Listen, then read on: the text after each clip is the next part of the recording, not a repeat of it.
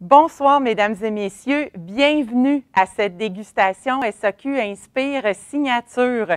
Je tiens à mentionner d'entrée de jeu que tous les coffrets ont trouvé preneurs très rapidement pour cette dégustation virtuelle. Nous sommes très heureux, vraiment très enchantés de passer la soirée en votre compagnie. Je me présente, je suis Julie Lemire du service des communications à la SAQ et c'est vraiment un plaisir pour moi d'être votre animatrice pour la soirée. J'ai envie de vous dire que je suis en direct du château Pape-Clément, surtout avec la magnifique vidéo que nous venons de voir en introduction. Mais bien honnêtement, je suis dans les bureaux de la SAQ à Montréal, un tout petit peu moins glamour, mais on va laisser la magie du virtuel opérer. Alors, d'entrée de jeu, je vous explique comment va se dérouler la dégustation. Avant chaque service, je vais nommer le vin qui va être dégusté. Comme l'événement est d'une durée de 1h30 en continu et pour que vous puissiez profiter pleinement de l'événement, je vous invite à ouvrir vos 3 bouteilles dès maintenant. De cette façon, vous allez pouvoir vous servir un verre quand je vais nommer le vin qui va être dégusté. Je vous rappelle que vous pouvez mettre la dégustation sur pause à tout moment si vous préférez y aller à votre rythme et poursuivre quand bon vous semble. Après chaque description de produit, il va y avoir une période de questions. D'ailleurs, à ce sujet, je vous invite à nous transmettre vos questions à tout moment durant l'événement par texto au numéro 438-989-6135. Le numéro apparaît également au bas de votre écran. Dans la mesure du possible, nous allons tenter de répondre au plus grand nombre d'entre elles. Et en terminant, je vous informe que je serai accompagnée de ma collègue Julie Perrault, experte produit à la SAQ, qui fera diverses interventions tout au long de la soirée. Vous ne verrez pas Julie en personne, c'est une grande timide, mais vous êtes tellement chanceux, nous avons réussi à lui soutirer une photo. La voici donc virtuellement, notre chère Julie qui va être là ce soir. Je prends quelques instants maintenant pour vous présenter la vedette, notre invité d'honneur. Nous sommes privilégiés de l'avoir avec nous ce soir. Il nous parlera directement de chez lui à Bordeaux. On peut dire vive la magie de la technologie et on espère qu'il en sera de même tout le long de l'événement. Alors, je vous présente celui qui a gravi tous les échelons dans le service commercial, du simple vendeur au responsable régional, puis directeur commercial, pour être actuellement directeur général du groupe Bernard Magret, en charge plus particulièrement de la vente et du marketing. Il a voyagé partout dans le monde pour présenter ses vignobles au nombre de 42, ce qui est vraiment très impressionnant. Alors, sans plus tarder, nous sommes vraiment très heureux. Je vous présente M. Philippe Magret. Monsieur Magret, bienvenue et bonsoir. Bonsoir Julie, merci de m'accueillir. Merci à la technologie aussi de pouvoir discuter avec vous. C'est vraiment assez exceptionnel et c'est un grand honneur de pouvoir participer à cet événement et de pouvoir présenter quelques-uns de nos vins. Ah, nous sommes enchantés. Est-ce que vous me permettez que je vous appelle Philippe? Ah non, Julie, c'est une obligation. C'est même pas, je pense qu'il n'y a pas de discussion possible. Voilà. Merci, c'est vraiment, vraiment gentil. Je tiens à préciser aux gens qui sont à la maison ici au Québec, vous nous accordez un très grand privilège d'être avec nous. Pour vous, à Bordeaux, il est minuit 30. On va passer 90 minutes d'un très grand plaisir. C'est vraiment un privilège là, de vous avoir avec nous et de pouvoir découvrir quelques-uns de vos vins. Et avant de passer à la dégustation, j'aimerais ça entendre un peu parler de vous. Est-ce que vous pouvez nous expliquer un peu, raconter l'histoire de votre famille? Ah ben, Julie, avec grand plaisir. Donc tout d'abord, là, je suis au Château Pape-Clément. Je suis au bureau, comme on dit. Et je vous cache pas que je suis tout seul. À minuit et demi, il n'y a pas grand monde. Et pourquoi je vous parle de mon bureau? Parce que c'est le siège social de notre entreprise. Et le Château Pape-Clément, c'est le bateau amiral de toute notre gamme de nos 42 vignobles. Voilà, nous sommes une famille, une société familiale, pardon, avec mon père et ma sœur. Nous sommes propriétaires à 100% de cette entreprise et nous avons décidé d'être un peu différents des autres. Voilà, nous avons acquis au fur et à mesure des années pas mal de châteaux à travers la France, mais aussi à travers le monde. Donc, nous avons, entre autres, 4 grands crus classés. Nous allons en visiter 2 ce soir. Nous avons énormément de vignobles dans le Languedoc et le Roussillon, parce que notre famille, du côté de ma mère, est originaire de Carcassonne. Je ne sais pas si vous connaissez Carcassonne, c'est au sud de la France. Et donc, on peut dire qu'on a des racines languedociennes. Et puis, nous avons dérivé légèrement sur l'est pour aller dans la Provence. Également, nous avons énormément de vignobles en côte du Rhône, plutôt méridionale. Comme ça suffisait pas, on est parti aussi à l'extérieur. Et nous avons historiquement 2 vignobles depuis 30 ans, un au Maroc et un en Uruguay. Mais nous avons aussi un vignoble en Argentine, au Chili. Nous en avons un à Napa, depuis peu au Brésil. Nous en avons 4 en Espagne, 2 au Portugal, au Maroc, je l'ai dit, 1 au Japon. Depuis peu également un tout petit vignoble en Italie avec un partenaire. Et nous sommes sur le chemin d'avoir un vignoble en Chine et peut-être également dans le sud de la Russie, à Krasnodar. Alors, pourquoi peut-être cette frénésie d'avoir autant de vignobles? C'est pas pour notre plaisir, je vous rassure, c'est pour votre plaisir à vous. Le consommateur que vous êtes tous évolue, change, veut connaître de plus en plus de nouvelles émotions, comme on dit. On veut savoir qu'est-ce qui se fait dans le monde en termes de vin. Et surtout, comme le vin se boit souvent, pour pas dire la majorité des fois, avec des amis ou avec des gens importants, rarement tout seul, on a envie de partager avec ses amis des nouvelles émotions, comme j'ai dit, et puis trouver des nouvelles choses. Voilà. Vous, consommateurs, vous êtes en train de changer, moi compris d'ailleurs, et Julie, vous aussi, on est en train de changer vers une volonté systématique de découvrir des choses. Et je l'ai vu 100 fois quand je vais aller au Québec, dans les succursales, où je vois des clients qui rentrent et qui vont voir le conseiller en vin, dire qu'est-ce que tu as de nouveau, quoi. Donne-moi une nouveauté. Mais c'est cette soif de nouveauté qu'on a voulu assouvir, si je peux me permettre, à travers ce choix de vins dans différentes Français, en grande majorité, mais aussi dans le monde, tous sous la signature Bernard Magret, du nom de mon père, que vous avez tous devant, vous avez les bouteilles, vous allez voir, vous avez le nom de mon père, Bernard Magret, avec 2 clés, qui est un peu notre signe de reconnaissance, voilà. Et ce signe de reconnaissance, il est accroché, c'est très important, sur 4 grands crus classés. Le Château Pape Clément, où je suis ce soir, le Château La Tour Carnet, qu'on va déguster après, le Château le Clos Péraguet, qui est un premier grand cru classé de Sauternes, et le Château Fontbroge, qui est un Saint-Émilion grand cru classé. Je sais que les Français sont prétentieux, je sais que les Bordelais encore plus. On n'a pas la prétention de vouloir l'être, mais je pense que Bordeaux a quand même eu une expertise dans le savoir-faire des vins, qui fait que si nous signons nos grands crus classés et nous signons également un Château Neuf ou un vin du Languedoc ou un vin du Maroc, on n'a pas peur de les signer. C'est une sécurité, Julie, c'est une sécurité pour nos amis consommateurs qui disent bon, mais si ce Maroc je n'ai jamais goûté, je voudrais goûter un vin marocain, mais je vois que c'est la même signature que le Pape Clément, donc je n'hésite pas à aller là-dedans. Le problème, je vais vous faire pas sauter de joie, mais sauter sur vos sièges. Paradoxalement, tout le monde croit que le plus compliqué dans le vin, c'est l'élaborer. Oui, c'est trouver le bon terroir, ça c'est un peu compliqué. Mais le plus compliqué, c'est créer la réputation du vin. Faire du bon vin, c'est facile. Créer la réputation du vin pour qu'il soit connu, c'est le plus compliqué. N'oubliez pas que tous vous mettez sur la table une bouteille, que vos amis vont vous juger sur le choix de votre vin. Donc, il faut que vous ayez des anecdotes. Il faut que vous ayez des histoires. Ce soir, ceux qui me regardent pourront dire, tu vois, j'ai acheté cette bouteille de Clémentin ou de Tourcarnet ou de Destinée de Clément V.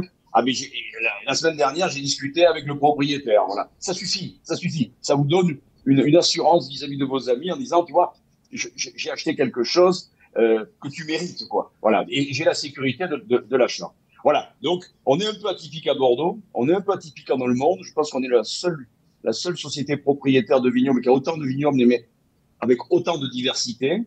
C'est du marketing, je l'avoue, mais le marketing fait en partie entière du plaisir du vin et du rêve que donne le vin. Le vin, c'est compliqué. Le vin, c'est compliqué.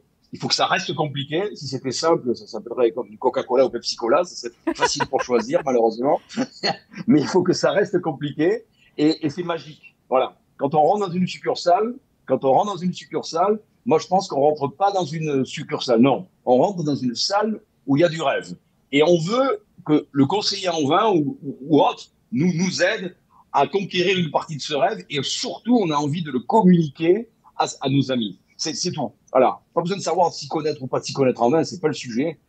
C'est-à-dire, on veut partager avec des amis un moment de bonheur. Voilà. Et notre rôle, notre petit rôle, Julie, c'est d'essayer de participer à ce bonheur avec une gamme large, avec des vins qui correspondent au goût des consommateurs, bien entendu, et donner cette sécurité de la signature Magret. Et mon rêve, c'est que, mais on n'en est pas loin, mais mon rêve, je reste modeste, bien entendu. Mon rêve, c'est que la signature Magret soit connue au Québec de plus en plus. Sauf que c'est très long. Et ce soir, je remercie encore les SAQ de me permettre de pouvoir faire partager à vos clients ce rêve à travers notre signature.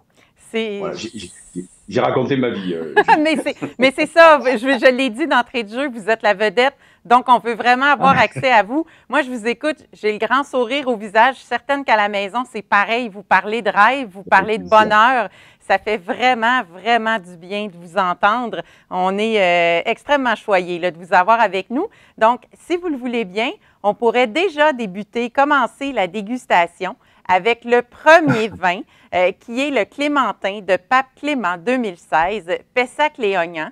Alors, je vous vois à l'écran, vous avez votre bouteille et votre verre. Donc, Monsieur Magret, à la maison, je lève mon verre, je vous dis santé, vraiment. C'est parti pour la dégustation. Merci. Et je laisse maintenant la parole à ma collègue Julie, qui a quelques mots à nous dire sur l'appellation de Pessac-Léognan. Bonsoir à tous. Merci, Julie, pour ma présentation tout à l'heure et je te pardonne le vol de ma photo. Effectivement, je préfère laisser la vedette à M. Magret et je resterai donc invisible, mais je vous tiendrai compagnie tout au long de la soirée en vous proposant quelques capsules d'informations qui vont venir ponctuer les périodes de dégustation à venir. Également, je vous signale que je serai votre voix pour les questions que vous aurez envie de poser à M. Magret. Ne vous gênez donc surtout pas pour nous les texter. Alors maintenant, quelques mots sur la région de Pessac-Léognan. D'abord, il faut savoir que c'est une appellation qui est assez récente pour la région de Bordeaux. Elle a été en fait officialisée en 1987. Puis ça, c'est grâce aux efforts soutenus d'André Lurton, un nom qui vous est assurément familier parce que des Lurton, il y en a quelques-uns dans la viticulture bordelaise. On connaît Pierre Lurton, qui est directeur à Cheval-Blanc aussi, PDG au Château d'Yquem. Et André, malheureusement décédé l'an passé, comptait dans ses propriétés le Château La Louvière et le Château Bonnet. Puis André a déjà été président du syndicat des vins de la région. C'est donc lui qui a poussé très, très fort pour qu'on puisse enfin distinguer le terroir de Pessac-Léognan parce que, et ça, ce n'était pas un secret pour personne, c'est dans cette sous-région des Graves, que vous voyez d'ailleurs en brun plus foncé sur la carte à l'écran. Donc, c'est dans cette sous-région que se regroupent les meilleurs crus. Bref, c'est une distinction qui allait de soi. Autre fait intéressant, à l'instar des vins du Médoc, la grande région des Graves s'est également distinguée avec un classement des meilleurs vins pour lesquels certains châteaux produisent un cru classé en blanc ou en rouge, puis même parfois dans les deux couleurs.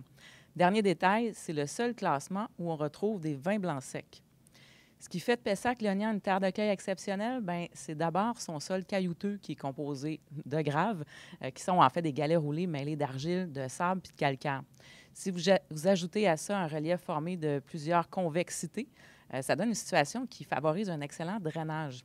Sachant que la vigne a besoin d'un sol pauvre pour arriver à faire des fruits de la meilleure qualité possible, on se retrouve donc devant une parfaite équation. Autre situation avantageuse, c'est la présence de plusieurs petits affluents de la Garonne qui vont hydrater le sous-sol, si je peux m'exprimer ainsi. Or, donc, la vigne ne manquera jamais d'eau, mais elle n'en aura jamais trop non plus. Autre avantage, sa situation géographique la favorise grandement parce qu'elle profite de la proximité de l'Atlantique, hors d'un climat océanique qui est plus clément. Que le serait, par exemple, un climat continental comme ce qu'on a ici au Québec, où les saisons sont beaucoup plus contrastées, particulièrement avec des hivers qui sont beaucoup plus froids.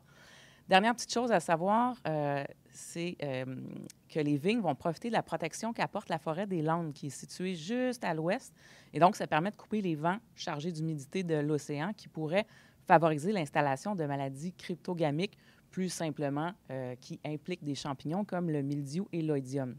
Sur ce, cher M. Magret, je vous redonne le micro car les gens ont assurément soif de vos paroles. Alors, M. Magret, nous vous écoutons.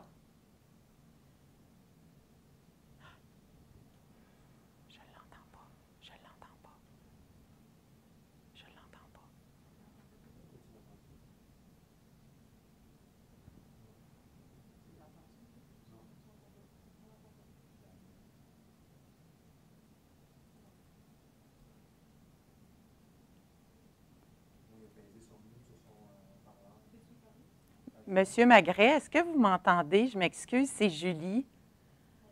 On ne vous entend pas, nous, ici, à la régie. Je ne sais pas si vous auriez peut-être accroché un bouton sur votre ordinateur, pause ou... ça revient, ça revient. Je change Attendez, oui, d'écouteur. oui, il n'y a pas de problème. Ça, c'est, je vous l'ai dit en entrée de jeu, hein, c'est la magie de la technologie. Voilà. Donc, Parce que là, vous êtes là, moi, je vous entends, donc tout devrait être correct. À la régie, on vous entend. Alors, vous êtes tellement précieux qu'on va recommencer du début où je vous disais, nous vous écoutons, nous allons boire vos paroles, donc c'est à vous. Alors, désolé pour le problème technique. Aucun problème. J'avais tout prévu, j'avais prévu des écouteurs filaires. Sur les bons conseils de Julie. Donc, le premier vin, ça va être le Clémentin du Château Pape Clément, qui est un grave Pessac-Léognan. Et comme je l'ai dit, c'est pas du Château Pape Clément, c'est le second vin du Château Pape Clément. Alors, je vais me permettre d'expliquer ce qu'est un second vin. Et pour ça, je vais faire une sorte de comparaison par rapport à un jardin. Je sais pas.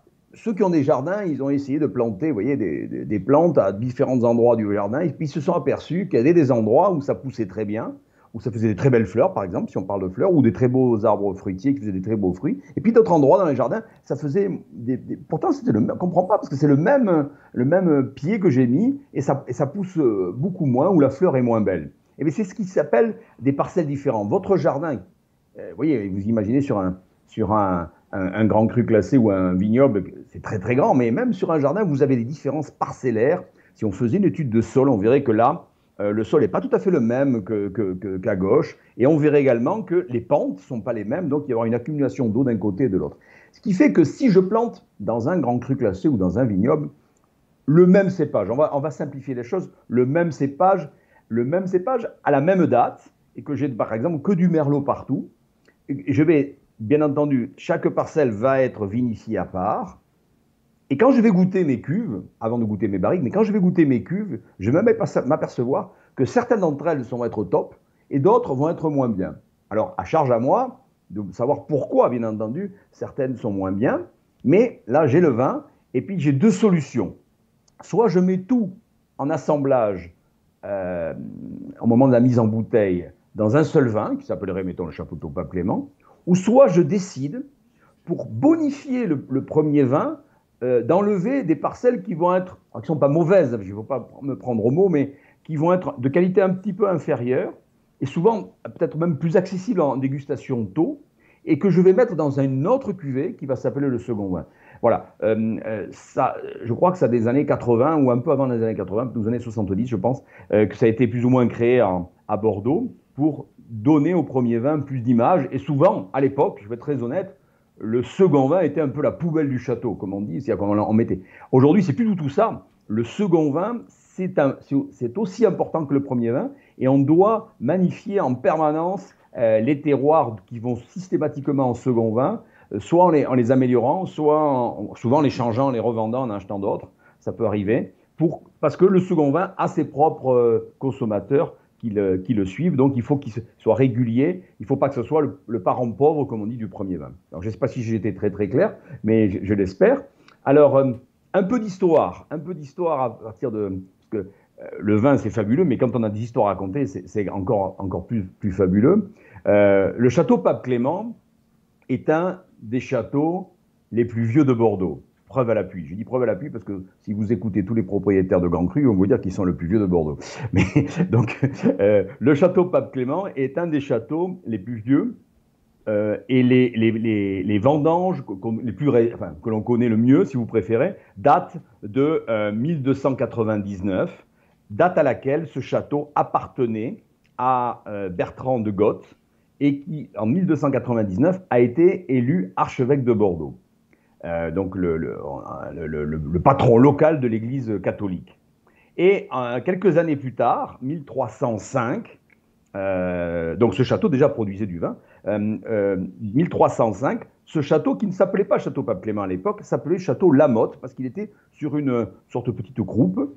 En 1305, le pape Benoît III décède au Vatican, il faut élire un nouveau pape, Et parmi les prétendants, il y a l'archevêque de Bordeaux, Bertrand de Goth, qui va être élu pape et qui va prendre le nom, vous savez que les papes prennent chacun un nom, de Clément V. Et il va débaptiser le château Lamotte en château Pape Clément. Et c'est le premier pape, ça c'est important ce que je vous dis là, c'est le premier pape qui n'est pas allé au Vatican, Il a exercé la papauté d'abord à Bordeaux, au château Pape Clément, puis il a voyagé à travers le Poitiers, c'est au nord de Bordeaux, pour aller en Avignon. Et c'est un des premiers papes, c'est le premier pape qui est allé en Avignon.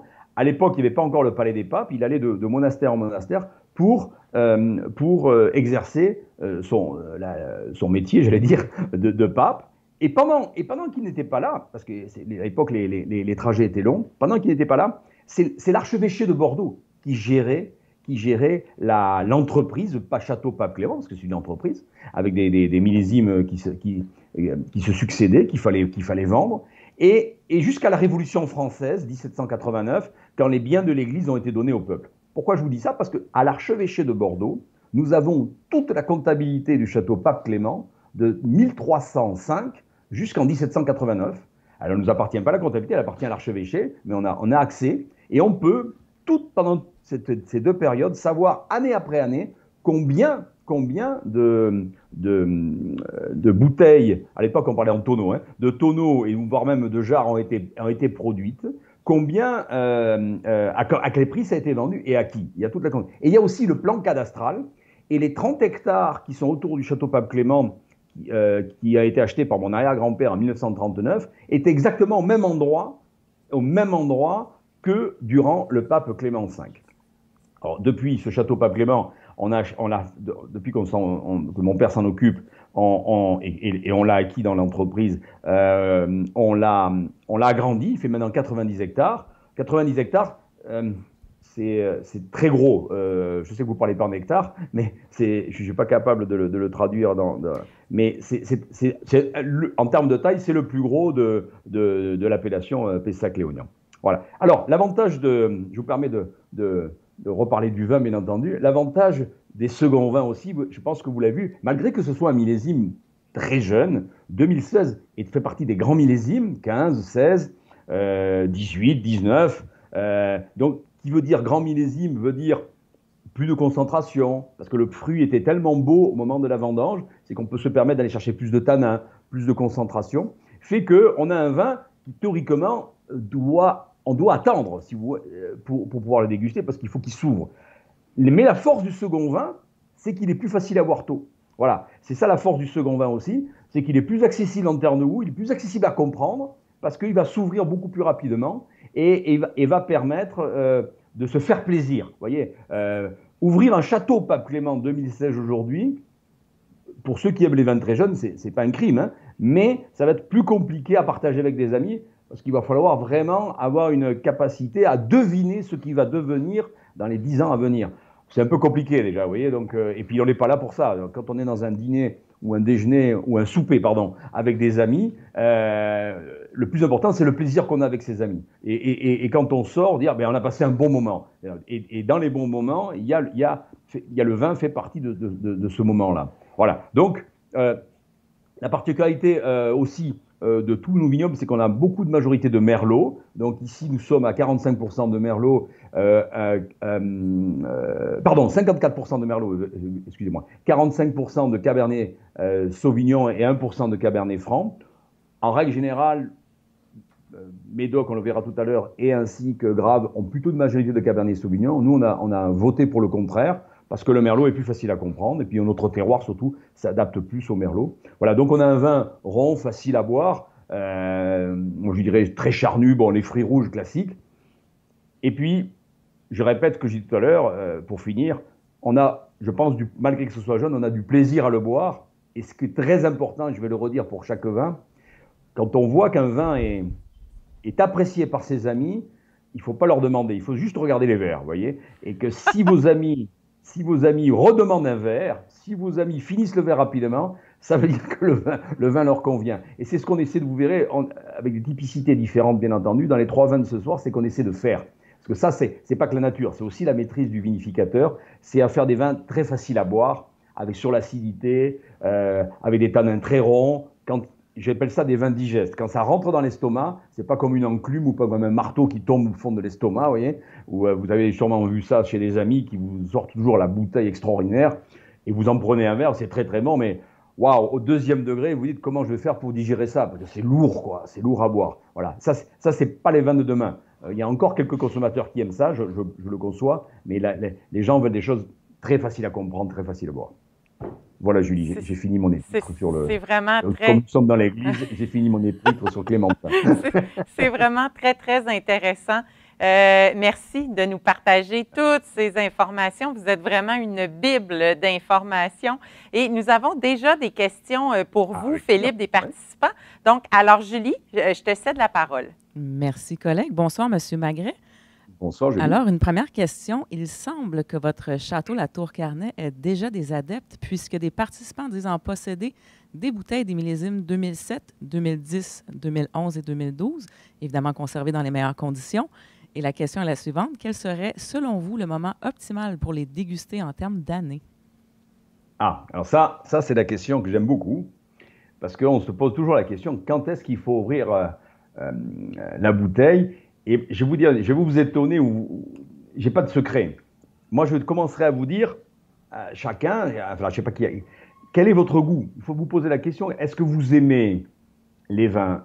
Je vais faire les deux extrêmes. Les vins jeunes, avec des tanins un peu fermés, une acidité très présente, qui fait que c'est frais en bouche, je ne sais pas si je suis très clair, ou, c'est pas un défaut, hein, ou vous aimez les vins déjà qui ont évolué. Si vous avez l'habitude d'ouvrir, des amateurs de Bordeaux, vous avez l'habitude d'ouvrir des Bordeaux assez âgés, ben là, vous aimez plutôt les vins âgés. Alors, pour ce cas-là, moi, je vous conseillerais de boire, je crois que j'avais entendu 2007, si je ne me trompe pas, oui, qui est un millésime qu'il faut boire, à mon avis, assez rapidement quand même, parce qu'il y a un autre critère important, c'est plus c'est vieux, on fait du vin mieux aujourd'hui qu'hier, je ne sais pas si je suis très clair. Donc, il y avait plus de mauvais millésimes avant, de mauvais ou de millésimes qui n'auront pas une durée de vie énorme. Et 2007, attention, c'est un très bon millésime. Moi, j'aime beaucoup parce que c'est très facile à boire, mais je vous conseille de le boire assez rapidement. On prend des notes. Pour les autres millésimes, Julie, je pense qu'il faut... c'est le goût de chacun. Moi, je ne peux pas dire... moi, je vais vous parler de mes goûts. Allez, je vais vous parler de mes goûts. Moi, j'adore les vins très jeunes. Alors, quelquefois, c'est une hérésie. Moi, je me régale aujourd'hui. Je me régale même aujourd'hui à boire du 19 qui est encore en barrique. Je ne sais pas si vous allez tous me prendre pour un fou, mais parce qu'aujourd'hui, c'est tellement ouvert, le 19, qui va se refermer, bien entendu, quand il sera mis en bouteille. Mais quand on fait des échantillons du futur assemblage comme on va faire, j'ai l'impression que j'ai la volonté presque de finir la bouteille. Vous voyez, tellement que ça me correspond. C'est-à-dire des tanins ronds, mais costauds. Quand je dis costauds, ça veut dire qu'ils sont pas très ouverts, mais ils sont bien présents en bouche, là, vous voyez. Et puis l'acidité, parce que l'acidité descend avec l'âge, l'acidité bien présente, qui fait que le vin est quand même digeste. Et moi, j'aime pas, mais ça c'est mon goût à moi, hein, moi j'aime pas l'évolution du Merlot, entre autres. J'adore les Saint-Émilion très jeunes, et passé 4-5 ans, j'ai du mal. Bon, mais ça c'est mon goût. C'est pour ça que je peux pas dire... Après, il y a des tendances, il y a des millésimes qu'il faut boire, parce qu'ils ne vont pas durer une éternité non plus. Il y a des millésimes, quand c'est les grands millésimes, ce que j'ai dit tout à l'heure, on aura tendance à dire, eh bien, il vaut mieux les garder, parce que sur ces grands millésimes, comme je l'expliquais, le fruit était tellement magnifique. N'oubliez pas qu'on fait du vin avec du très bon raisin, et non pas du vin avec un très bon winemaker, hein, c'est le raisin qui est le plus important. Et quand vous avez un fruit qui est magnifique, eh bien, vous pouvez extraire beaucoup plus de choses, parce que tout est bon dedans, dans les tanins, dans le fruit. Quand c'est un millésime, il n'y a pas de mauvais millésime, mais un peu moins bien, eh bien, on va extraire un peu moins. Et donc, il sera à boire plus facilement. Ça veut dire qu'un 14, il faut le boire avant, mettons, un 10 et un 9. Vous voyez, un 17, il faudra le boire, pour prendre des millésimes récents, bien avant un 15 et un 16. Vous voyez, le Clémentin, ce que j'ai dit tout à l'heure, le Clémentin est facile à boire, mais la Tour Carnet, moi, je l'aime beaucoup. Mais il y a des gens qui vont me dire, vous êtes fous, quoi. Un 2016, ça ne se boit pas. Oui, ça ne se boit pas. Mais il n'y a pas de règle, il n'y a pas de règle, il n'y a pas de règle. C'est chacun par rapport à son goût. Tout à fait, tout à fait. Voilà. Et d'ailleurs, j'ai peut-être été un peu à l'avance pour cette question sur la Tour Carnet, mais pour le plus grand bonheur des gens qui vous écoutent et qui dégustent vos vins ce soir, est-ce que vous pourriez nous parler du potentiel de garde de chacun? Donc, évidemment, on vient de parler de Tour Carnet, on pourra y revenir, mais par exemple, pour le Clémentin 2016, et en même temps, nous partager peut-être quelques-unes de vos perceptions organoleptiques, donc de vos perceptions en dégustation. Alors, alors là, je vais en parler un peu technique. Il faut savoir que le vin paraît un métier très traditionnel, et c'est traditionnel, mais avec surtout depuis les 20 dernières années, une technique qui avance énormément. C'est très facile à comprendre pourquoi ça avance, parce que d'abord, restons en franco-français, à Bordeaux, il y a une telle compétition entre les châteaux pour avoir la meilleure note de chez Robert Parker. Bon, on aime ou on n'aime pas Robert Parker, ce n'est pas le sujet d'aujourd'hui, mais ça a mené les châteaux à faire des vins exceptionnels, donc de se remettre en question sur la technique au niveau du viticole, c'est-à-dire du vignoble, de se remettre en question au niveau de la technique du vinicole, c'est-à-dire au niveau du chai, qui fait qu'il y a de moins en moins de moyens millésimes, ils sont bons ou très bons, malgré que les températures sont compliquées, les précipitations sont compliquées, ça n'a pas changé. Il n'y a plus de mauvais millésimes. Et comme on arrive avec la technique à avoir un raisin le plus beau possible à l'entrée de la cave, on arrive à extraire des tanins tellement magnifiques qu'on a des durées de vie qui peuvent faire peut-être 20-30 ans. Mais je répète comme tout à l'heure, c'est une question, Julie, c'est une question de goût. C'est une question de goût. Mais maintenant, le vin va durer beaucoup plus longtemps qu'avant, ça c'est évident. Mais est-ce qu'on a envie de le garder pendant des années dans sa cave? Ben, souvent non. Pourquoi? Parce que ce qui a changé aussi, c'est qu'il est facile à boire très vite. Et ce n'est pas parce qu'il est facile à boire très vite qu'il va durer moins dans le temps. Au contraire. Pourquoi? Parce que la manière d'extraire les tanins, on va dire de sélectionner, puis comme le raisin est très beau, il y a beaucoup plus de beaux tanins aujourd'hui qu'il y a une quarantaine d'années. Et la méthode d'extraire les tanins fait que ces tanins, c'est une image, on va extraire que les tanins les plus ronds, et puis les tanins les plus agressifs, on va presque les laisser, vous voyez, dans les pots. Et qui fait que, non seulement on a un vin facile à boire tôt, mais comme il y a une capacité tannique beaucoup plus importante qu'avant, on peut le laisser vieillir beaucoup plus. Mais je reviens toujours, Julie, à la même chose, c'est une question de goût. Celui qui aime un vin qui assez évolué, ben, il peut le boire il peut boire le Clémentin dans 10 ans, dans 15 ans. Celui qui aime quelque chose de facile à boire, ben, il peut le boire aujourd'hui. Vous avez bien vu, il est très facile à boire aujourd'hui, malgré qu'il soit jeune. C'est une question de goût. Voilà. Absolument. Absolument. Voilà. Oui, allez-y, je m'excuse. Non. Mais le vin compliqué, vous voyez, je veux dire, dans les années 80, dans les années 70, on avait un bon millésime, un moyen et que des mauvais. J'exagère un peu, mais pas loin. Mais maintenant, ça n'existe plus, quoi. Ça n'existe plus, quoi. Dans les années 90, ça change un peu, et les années 2000, et puis même ce qu'on faisait en 2000, 2003, 2004, 2005, 2007, n'a rien à voir avec ce qu'on a fait dans les années 15, 16, et aujourd'hui même, je vois bien, quand on fait des dégustations, on voit bien le niveau de Bordeaux, mais qui n'est pas le niveau de Bordeaux, qui est le niveau aussi de tous les vignobles dans le monde. On est bien placés, nous, pour le savoir. Ça évolue très vite, parce que les entreprises qui vendent de la technique, ils ont une telle pression pour avoir des nouvelles choses, pour faire des produits les plus magnifiques, qu'ils cherchent, ils trouvent, ils vendent aussi, ne vous inquiétez pas, le matériel, et qui fait qu'on a des grands vins partout dans le monde. Il n'y a pas qu'à Bordeaux, que je vois bien clair. Je répète, je suis bien placé pour le savoir. Mais aujourd'hui, il faut aussi, je répète ce que je dis tout à l'heure, faire des vins qui vous plaisent à vous clients. Et les vins qui plaisent aujourd'hui, c'est une tendance, je m'excuse de dire ça, mais c'est une tendance mondiale quand même. C'est quand j'ouvre la bouteille, quand je descends dans une succursale, je prends une bouteille. La grosse tendance, c'est que j'ai pas l'intention de la garder longtemps dans ma cave, si j'en ai une d'ailleurs. Et puis deux, j'ai envie de la boire de suite avec des amis. Et il faut qu'il soit bon, il faut qu'il soit facile à comprendre. Voilà. Et donc, c'est à charge à nous de faire ce type de vin-là. Mais si vous voulez le garder 15 ans, il ne sera pas mauvais, mais le goût sera différent. Parce que le vin, c'est une matière vivante et il évolue. Mais le malheur que l'on connaît tous, c'est qu'on est tellement habitué dans le monde à boire des vins jeunes que notre goût, Julie, c'est un peu, comment dire, étalonné sur ces vins jeunes. Et dès qu'on passe sur des vins vieux, on est un peu déçu parce qu'il dit merde, il manque. Pardon, je suis un peu grossier. Il manque quelque chose, quoi. Il y a un truc qui manque, quoi. Ouais, mais oui, ouais, il y a moins d'acidité. Il y a des tanins qui sont moins costauds, ils sont plus arrondis, ils sont plus évolués. Voilà, c'est une question de goût, quoi. Je veux dire, voilà. Mais il n'y a pas de théorie. Je ne peux pas dire, allez, le clémentin, il faut le boire dans 4 ans et demi, 2 heures et 3 minutes. Et non, ça, c'est pas possible. Ça, je ne peux pas dire ça. Ça commence à être précis. Mais merci beaucoup. Donc, c'est excellent plaisir. tout ça. Hein. On comprend que les vins sont accessibles dès leur jeunesse, mais ça n'enlève en rien leur grand potentiel de garde. Et ça, c'est tant mieux. Exactement. Le reste, ça appartient au goût personnel. Exactement. J'ai une autre question. En fait, une personne d'abord qui vous souhaite bonsoir ou bonne nuit. Et cette personne aimerait savoir comment ont été les vendanges à Pessac-Léognan et particulièrement pour votre pape Clément Blanc qui, selon son avis, attention, surpasse le château Smith au Lafitte et tous les autres. Là, je ne ferai pas de commentaire. Ouh! C'est entre nous, hein? Non, c'est entre nous, mais ça pourrait se répéter. Je ne dis pas qu'on a que des ennemis, je ne dis pas qu'on a des amis, mais on a peut-être plus d'ennemis que d'amis. Donc, je ne dirai rien sur les concurrents. Alors, le millésime 2020, c'est très, très bien passé. Vous savez, alors je parle aux deux Julie. Si je suis trop long, il faut me couper, parce que moi, je suis parti.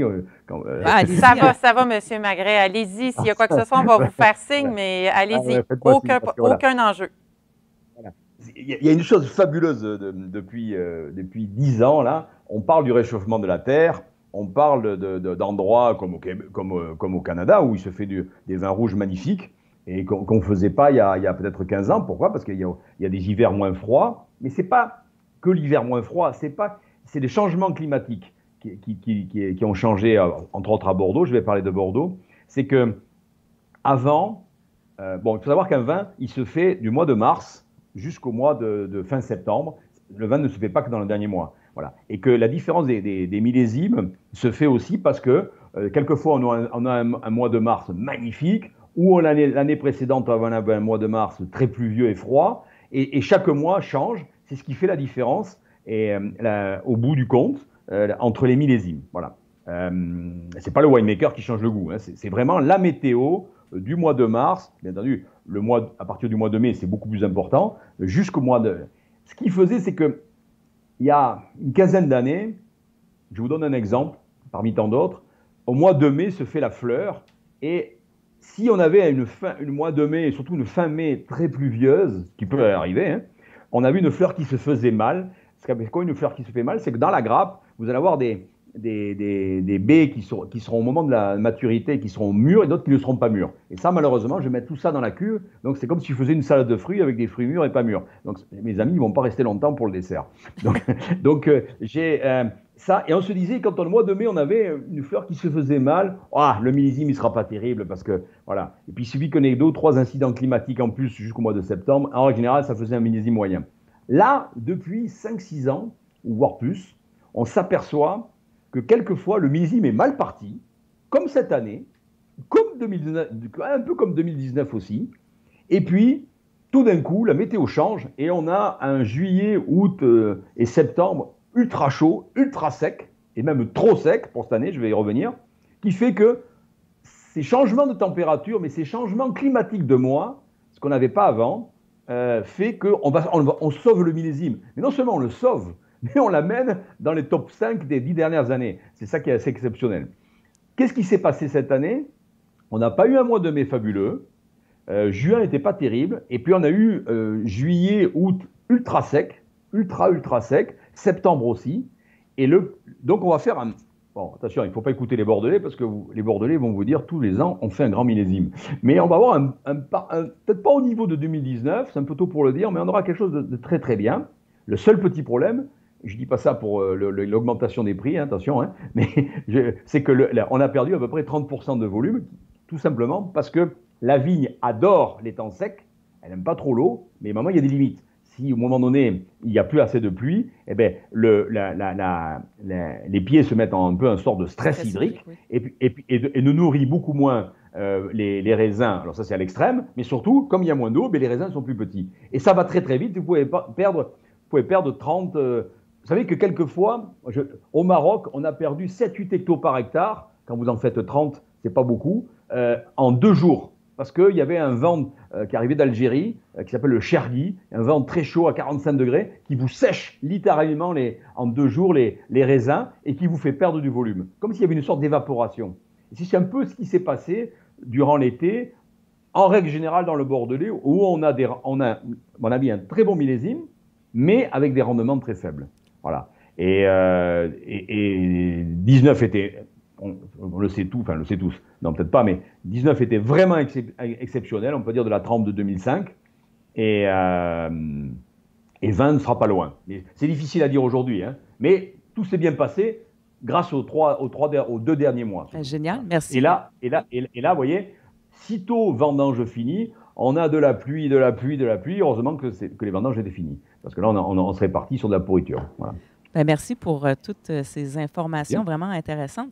Et je vais essayer de faire peut-être un lien avec une autre question parce que j'essaie d'en passer le plus possible. On nous demande, est-ce que vous êtes déjà arrivé dans un millésime, disons, plus sportif, plus difficile de tout déclasser les parcelles dédiées au grand vin de Pape-Clément pour uniquement produire le second vin? Si vous pouviez nous répondre en quelques mots, s'il vous plaît. Oui. Non, ça n'arrive pas aujourd'hui parce que je répétais tout à l'heure, la technique fait que il faudrait vraiment une catastrophe énorme, mais bon, il peut y en avoir, mais on les maîtrise, si vous préférez. Alors que dans les années 60, tu vois, 63, 65, ce sont des millésimes, ou 63 par exemple, tous les châteaux de Bordeaux n'ont pratiquement pas sorti de vin. Pourquoi? Parce que même le second vin, mais à l'époque, il n'y a pas de second vin, ça ne méritait pas parce que la météo avait été catastrophique et on n'avait pas la technique pour sauver un millésime. On a vraiment arrivé avec des raisins qui étaient presque pourris. Enfin, et bon, ça n'arrive pas. Ça n'arrive pas. Après, il faut savoir que le choix entre le premier et le second vin, je vais aller vite, c'est un choix du propriétaire. C'est à vous de mettre le curseur, de savoir où est-ce que vous voulez se finisse le premier vin et commence le second. Donc, après, c'est chacun fait comme il veut, mais ça arrive rarement. On a peut-être même le contraire. Pour finir, on a le contraire, c'est que souvent, on se pose la question pourquoi on fait du second vin. Parce que des parcelles qui sont accrochées du second vin font du tel très bon vin. Alors, on peut dire, mais pourquoi on ne le mettrait pas dans le premier vin? Parce que là, on va augmenter artificiellement la qualité du premier vin. Et peut-être qu'on va faire des différences entre les différents millésimes trop importantes. Mais on n'a pas l'effet inverse. Voilà, je me tais. Parfait, merci beaucoup. Merci pour la générosité de vos réponses. Je vais en profiter pour redonner la parole à ma collègue Julie. Merci beaucoup, Julie. Merci, Philippe. C'est super intéressant. En fait, Philippe, les gens à la maison, si vous le voulez bien, on va poursuivre la dégustation avec maintenant le deuxième vin, Château Latour, Carnet Grand Cru classé 2016 au Médoc. Il fait partie du classement de 1855. Et à ce sujet, Julie, peux-tu nous en dire plus, s'il te plaît? Oui, tel que mentionné, le prochain vin en fait partie. Alors, on souhaitait vous parler un peu de ce fameux classement qui a été orchestré en vue de l'Exposition universelle de Paris. Puis, je vous commence ça, tiens, avec une petite question quiz. Savez-vous quelle a été la toute première exposition universelle canadienne? Bien, c'est notre Expo 67 qui s'est déroulée à Montréal. Alors là, je reviens à celle de Paris de 1855. Et là, vous comprenez que l'objectif de ces foires-là, c'est de mettre en valeur des innovations puis des succès de l'industrie, incluant le secteur agricole. Donc, Napoléon III a demandé aux Bordelais de dresser une hiérarchie de leurs meilleurs crus, puis contrairement à ce qu'on peut penser, le classement n'a pas été fait en tenant un rigoureux concours de dégustation, mais simplement en se fiant à la notoriété existante des crus qui, logiquement, devaient se traduire par leur valeur commerciale des dernières années. En bref, plus ton vin se vendait cher, plus ça voulait dire qu'il était exceptionnel, fait qu'il méritait les plus hautes distinctions. Les châteaux se sont vus octroyer un rang allant de 5e au rang ultime de premier grand cru classé. Et en ces temps plus difficiles pour les déplacements du genre, on avait envie de vous proposer un petit voyage en images avec un clin d'œil à chacun de ces fameux 5 châteaux qui trônent tout en haut du podium. D'abord, de la commune de Pauillac, on retrouve le Château Latour. En fait, l'image qu'on vous montre à l'écran ne représente pas la vraie tour, celle qu'on voit sur l'étiquette du grand vin. C'est plutôt un colombier qui a été construit après que la tour fortifiée originale, qui était utilisée comme tour de garde pendant la guerre de 100 ans, elle a été démolie. Si vous êtes un peu féru d'histoire, vous savez que la bataille de Castillon, qui est l'avant-dernière qui a ponctué ces années de conflit entre Français et Anglais, bien, s'est soldée par une victoire française qui ont alors pu récupérer le château puis redonner une vocation plus joyeuse aux vestiges de la fameuse tour. Autre premier grand cru classé de Pauillac, le château Mouton-Rothschild a d'abord été classé au second rang jusqu'en 1973. C'est d'ailleurs le seul qui va réussir à changer de niveau après plusieurs demandes auprès du ministère de l'Agriculture. Et petit clin d'œil à cette époque, c'était le bien connu Jacques Chirac, qui a plus tard été président de la République, qui l'a autorisé. Et là, vous êtes sûrement en train de vous demander qu'est-ce qui aurait pu justifier ce repositionnement. Bien, c'est pas clair, mais comme le château avait été acheté aux enchères en 1853, donc 2 ans avant la tombée du classement, on peut penser qu'il ne profitait pas du même prestige que ses voisins de gauche et droite, qui sont nul autre que les premiers grands crus classés, Château Laffitte et Château Latour. Mais pour vous donner une idée de grandeur, question de distance, disons que vous pouvez passer devant les 3 propriétés en moins de 15 minutes de voiture ou, si vous êtes en forme, en vous faisant un petit jogging de 7 km. Chez Mouton, on a aussi été le premier à imposer la mise en bouteille au château, ce qui était fait traditionnellement par les négociants à qui on acheminait les barriques. Justement, on en parlait, au château Laffitte-Rothschild, on retrouve le même patronyme que chez Mouton, mais sachez que s'ils ont le même ancêtre, ils ne sont pas de la même lignée. Pour faire une histoire courte, l'ancêtre en question est un banquier allemand chez qui la finance a, disons, bien souri. Il y a eu 7 enfants, dont 5 fils, et à chacun de ses fils, il a attitré la gestion d'une filiale de sa banque dans plusieurs grandes villes du monde. On pense à Paris, Francfort, Londres, Vienne et Naples. Et c'est d'ailleurs ce que représentent les 5 flèches qui arborent leur armoirie et que chacune des lignées de Rothschild impliquées ici vont illustrer chacun à leur façon. On poursuit avec le fameux château Margaux, éponyme à l'appellation qui l'a vu naître. Et un fait intéressant, c'est le seul du classement qui a reçu la note parfaite de 20 sur 20 dans les critères d'évaluation. Le dernier des 5 et non le moindre, c'est aussi le seul château qui vient de l'extérieur du Médoc à avoir été admis dans le classement. C'est le château Aubryon, et si avant on le disait faisant partie de l'appellation des Graves, maintenant vous aurez deviné qu'il s'affiche comme provenant de la plus prestigieuse aire d'appellation, la sous-région de Pessac-Léognan, ce qui vient appuyer ce qu'on se disait dans la capsule précédente.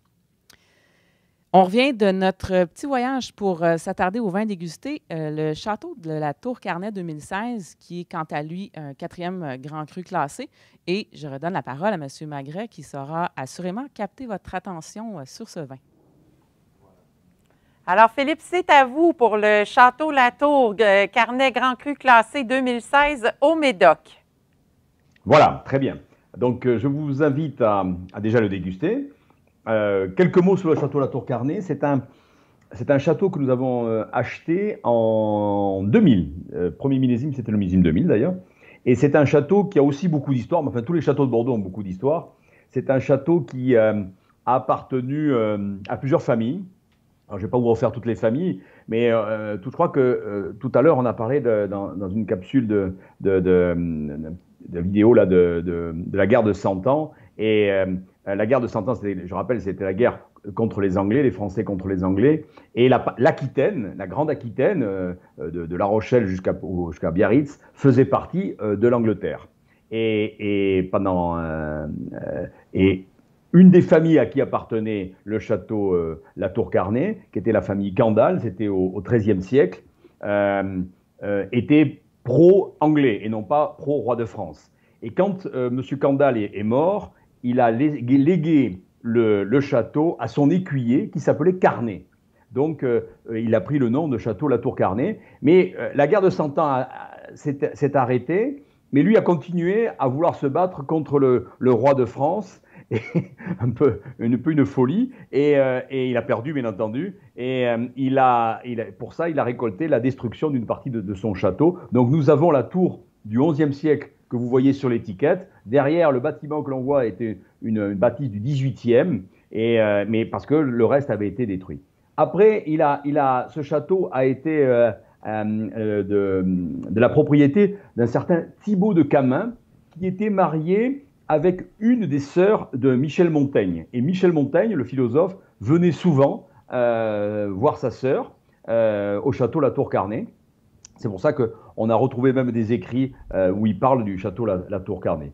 Voilà. Donc, ce château, pour parler maintenant en 2020, est un 5e grand cru classé dans l'appellation Haut-Médoc. Et nous avons voulu en faire une sorte de pépite reconnaissance. C'est-à-dire, qu'est-ce que j'entends comme pépite reconnaissance? C'est qu'on a acheté de plus en plus de parcelles à travers le Médoc pour agrandir ce château qui est passé de 75 hectares à aujourd'hui pratiquement 200 hectares. 200 hectares, on est le plus gros du Médoc.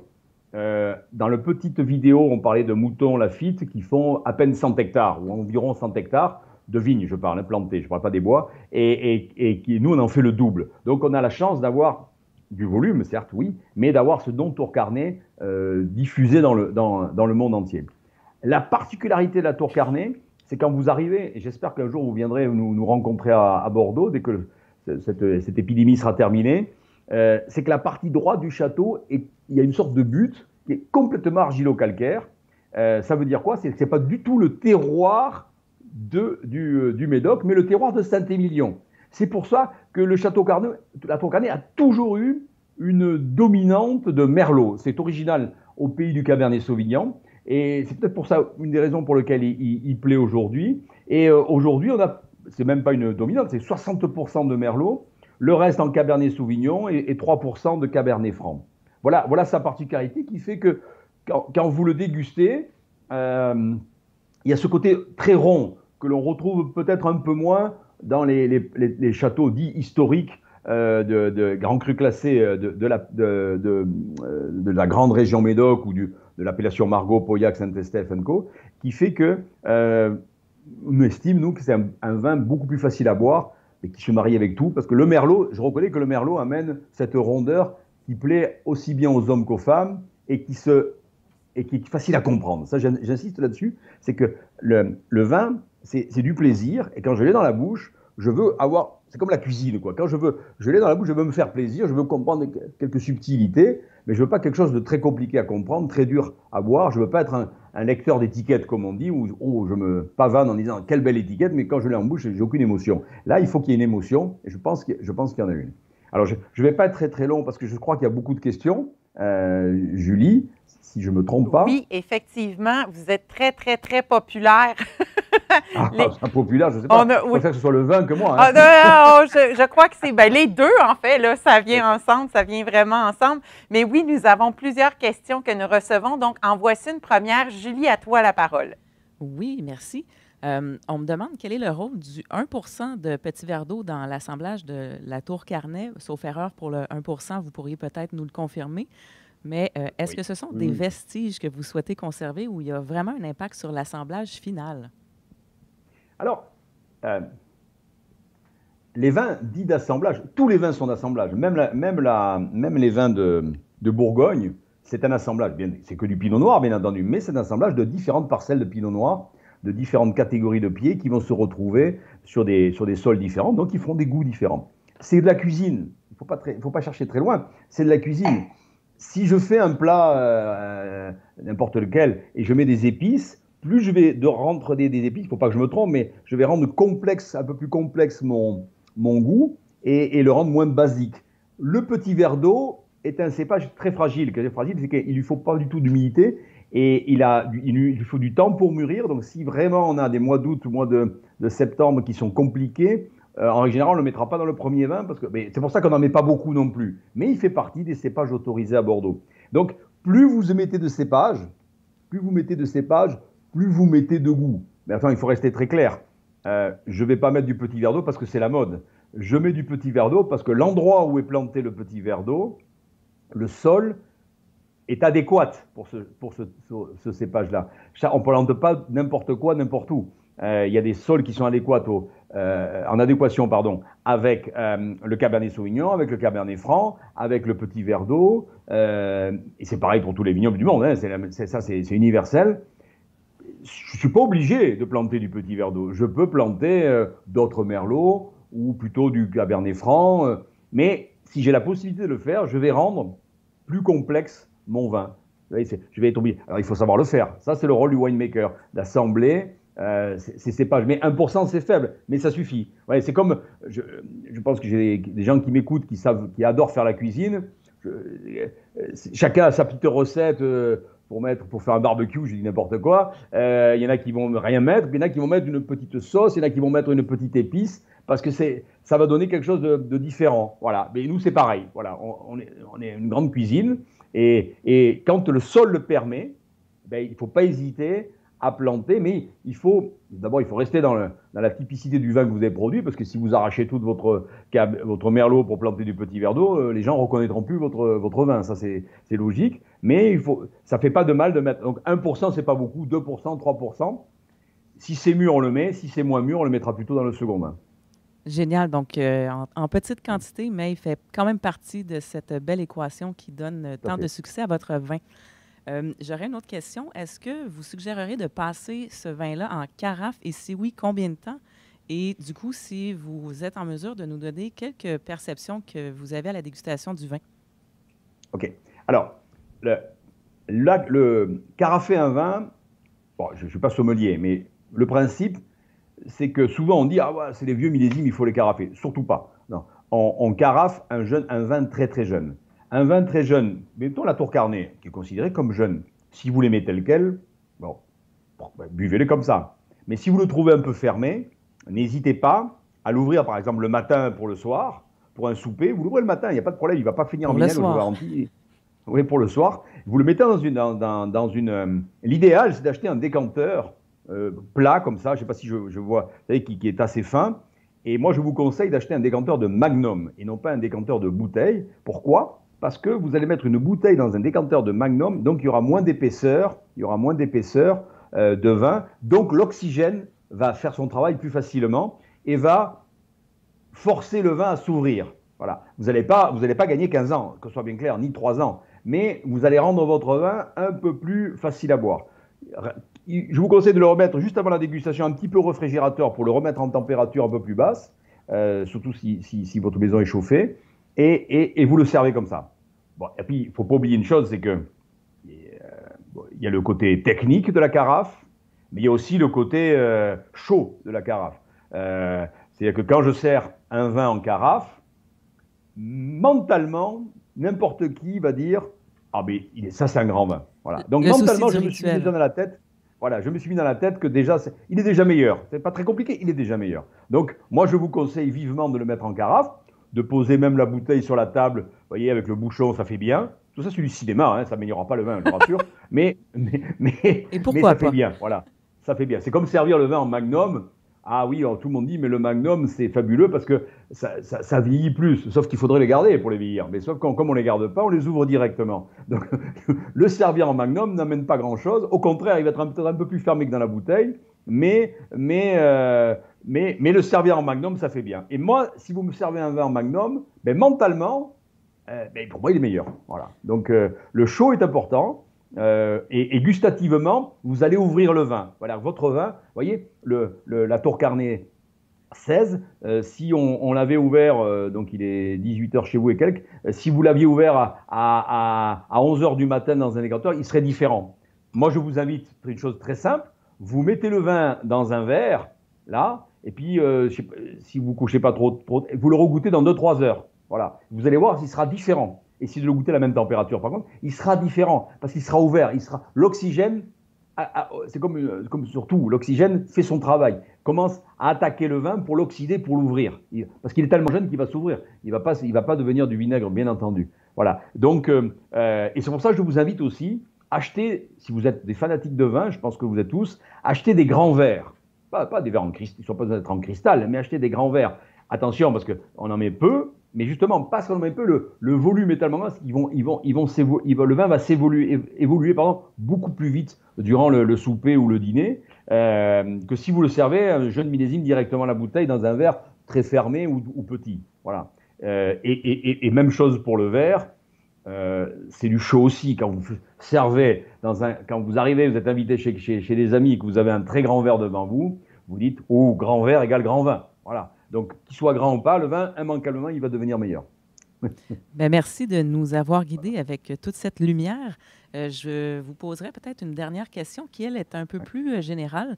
Et alors, on nous demande, lorsque vous choisissez d'acheter un domaine ou un château, qu'est-ce qui motive vos choix? Est-ce que c'est une question de terroir? Est-ce que c'est un coup de foudre ou peut-être simplement une intuition? OK. Alors, ça, c'est une très, très bonne question. Je vais essayer d'être court. C'est ça le problème. C'est une très, très bonne question. Il y a plusieurs façons d'acheter un terroir et il y en a une qu'il faut éviter. C'est justement le coup de foudre, le coup de cœur. Je ne peux pas imaginer le nombre de personnes que j'ai vues à Bordeaux qui ne sont pas dans le métier du vin, qui ont l'argent pour acheter un château, dont le rêve, c'est d'être propriétaire d'un château. C'est ça le plus important. Et qui choisissent un château parce que la bâtisse est belle, parce que le jardin est beau, parce que le chai est voûté, c'est magnifique. Waouh, ça c'est beau, je le veux. Sauf que ce qu'il a oublié de faire, c'est que c'est pas le château, c'est pas le jardin qui va faire du vin, c'est le terroir qu'il y a derrière. Donc on n'achète surtout pas un château par la gueule de la maison ou la gueule du château, ou quelquefois même le nom qui est joli. J'en ai vu tellement acheter comme ça. En fait, nous, comment on fait? Si on va dans une propriété, dans une appellation, voyez, si on a une appellation, il faut d'abord savoir si ça va plaire au consommateur. Au consommateur, c'est vous, client, qui me regardez ce soir. Si ça ne vous plaît pas, si je vais faire du vin au Tibet, c'est pas sûr que ça vous plaise beaucoup. Pourtant, j'adore le Tibet, c'est pas le cas, mais j'adore le Tibet. Mais bon, voilà, c'est pas à nous de décider. C'est-à-dire, est-ce qu'il y a d'abord une raison commerciale à aller dans cette appellation? Ça, c'est la première chose. La deuxième chose, le plus important, c'est le raisin. Donc, le raisin, c'est la vigne. Donc, la vigne, ça veut dire que c'est le terroir. C'est l'assemblage. C'est les vignes que j'ai plantées sur le terroir.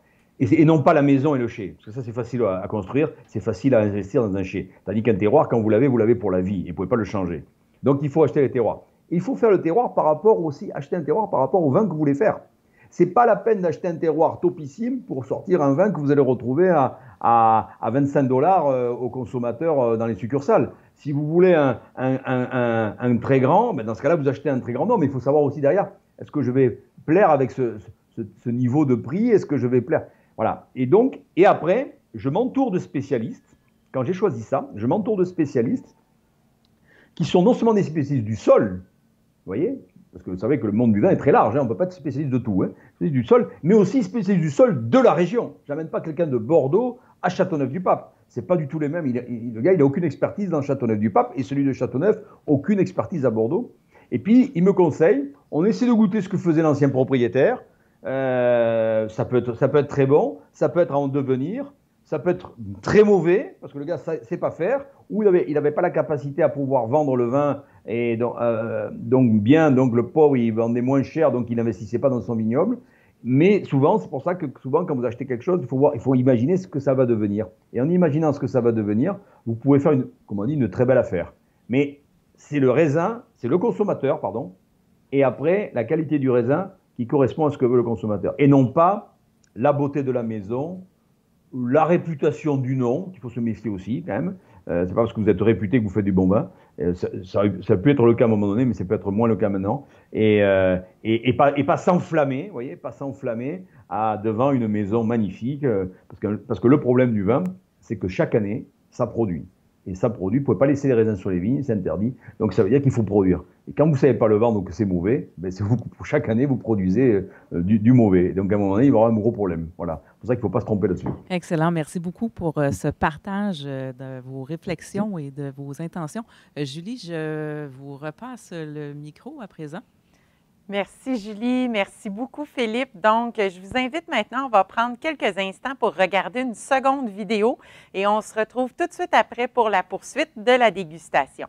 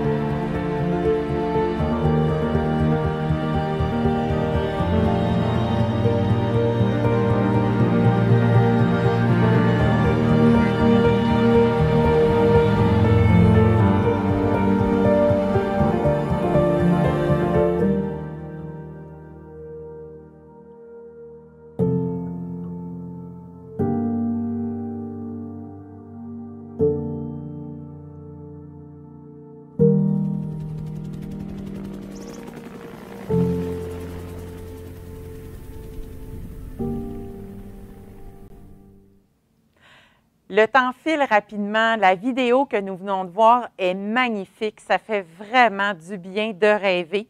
Alors, nous voilà maintenant rendus à la dégustation du troisième et dernier vin de cette dégustation virtuelle en compagnie de Philippe Magret.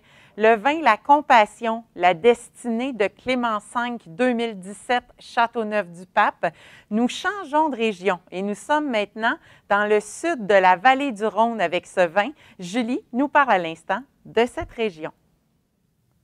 Rebonsoir à tous. Pour votre information, le Rhône, c'est le troisième plus long fleuve de France. Il prend naissance en Suisse et va se jeter dans la Méditerranée. Et c'est dans le sud de la France que ces vallées vont être à l'origine de plusieurs crues fantastiques.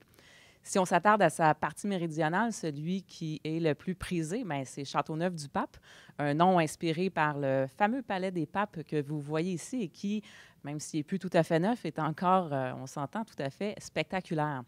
En fait, c'est la plus grande réalisation gothique du Moyen Âge. À la fois forteresse et palais, la résidence pontificale fut pendant tout le 14e siècle le siège de la chrétienté d'Occident. Et ce qu'on comprend, c'est qu'Avignon, à l'époque, avait une place plus centrale que Rome par rapport au monde chrétien. Fait que le palais n'a pas été construit là par hasard. Mais je ne vous en dis pas plus pour l'instant parce que je suis convaincue que Philippe aura encore une fois plein de choses captivantes à vous raconter en lien avec son vin. Mais puisqu'on se trouve à Avignon, j'en profite pour vous montrer aussi le fameux pont d'Avignon. Oui, mesdames et messieurs, c'est bien celui sur lequel on y danse tous en rond, comme le signale la comptine.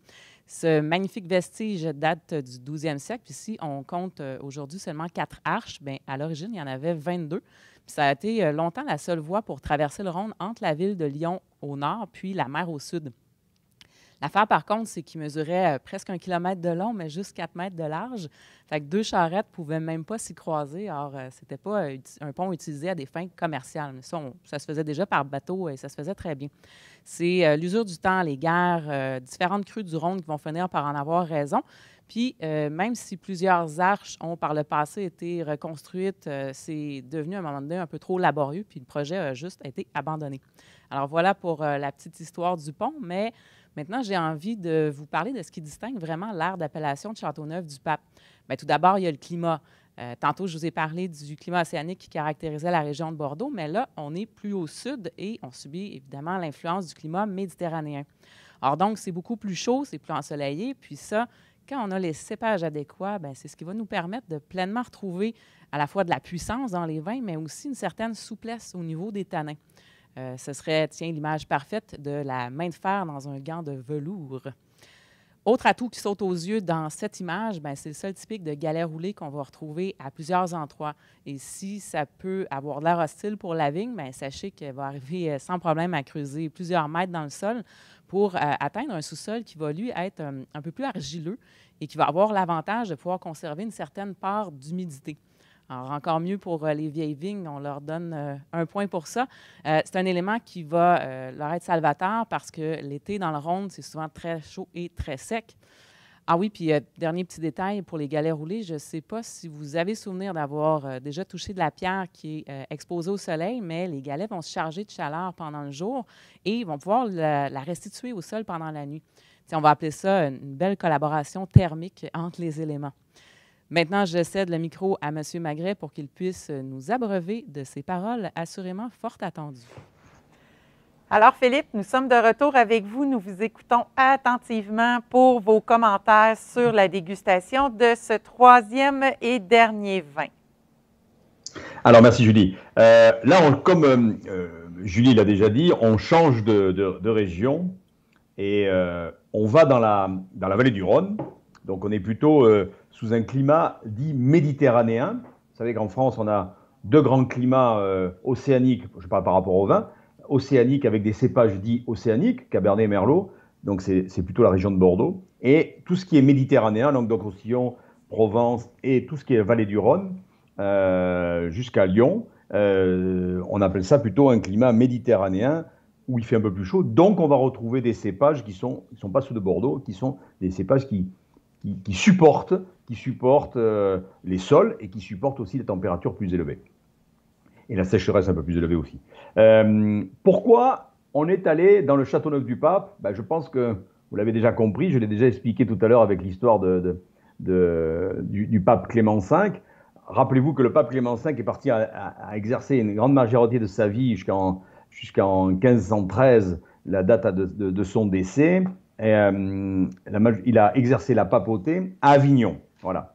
Pas dans le palais des papes qu'on a vu, parce qu'il a été créé après sa mort, mais au début, comme je l'ai dit tout à l'heure, il allait de couvent en couvent. Donc, on se dit, c'est presque notre devoir d'investir là-bas pour suivre en fait le chemin du pape qu'on appelait d'ailleurs le pape vigneron. Il avait inventé pas mal de choses dans le vin, et entre autres la plantation des vins en rang, et on disait en vieux français des règes d'ailleurs, comme on dit encore quelquefois dans le fin fond du Médoc, ils disent pas les rangs, ils disent les règes. C'était Clément V qui avait inventé ça. Avant, on plantait les pieds un peu n'importe où. Et donc, on s'est dit, il faut aller là-bas, parce qu'il a vécu là-bas. Après, il est revenu, il est enterré à Bordeaux, mais il a vécu là-bas. On se devait d'aller investir dans cette région qui est magnifique et qui est un peu le prolongement de notre région phare, qui est le Languedoc-Roussillon. Donc, on a la chance d'avoir pu faire d'abord l'acquisition en plein centre de Châteauneuf-du-Pape, du village Châteauneuf-du-Pape, qui est au nord d'Avignon, d'un chai magnifique qu'on a depuis peu, dans lequel maintenant on vinifie à cet endroit-là. Et puis on a des parcelles un peu partout autour du village pour faire plusieurs vins autour de notre marque, enfin notre signature Magret, mais de notre marque qu'on appelait la destinée de Clément V, dont la cuvée la meilleure s'appelle Compassion. Voilà, donc pour vous expliquer ce que vous avez sur l'étiquette, l'appellation Châteauneuf, la destinée de Clément V, c'est le nom de notre vignoble, et on a plusieurs types de cuvées, dont la meilleure s'appelle la Compassion. Là, je ne vous cache pas, je vous donne un petit secret, c'est un de mes vins préférés. Paradoxalement, quand j'invite mes amis à Bordeaux, je bois rarement des Bordeaux, ça il ne faut pas le dire, ça reste entre nous, mais j'adore les étonner, je dis vous avez entendu, c'est les étonner avec des choses qui n'ont pas l'habitude de boire, et entre autres, avec le Châteauneuf-du-Pape, qui imagine de suite, comme tous les Bordelais, tous les vins qui ne sont pas de Bordeaux sont obligatoirement moins bons. Et puis surtout, ça c'est des vins très très chauds, avec des degrés énormes. On en boit un verre, on s'évanouit presque, et on est incapable d'en boire un second vin. Non, c'est fait d'un cépage phare, qui est l'Éoula, parce qu'il y a les deux prononciations Grenache, avec 20% de Mourvèdre, qui sont pas des... le Grenache ou la Grenache n'est pas un cépage très très très costaud, ouais.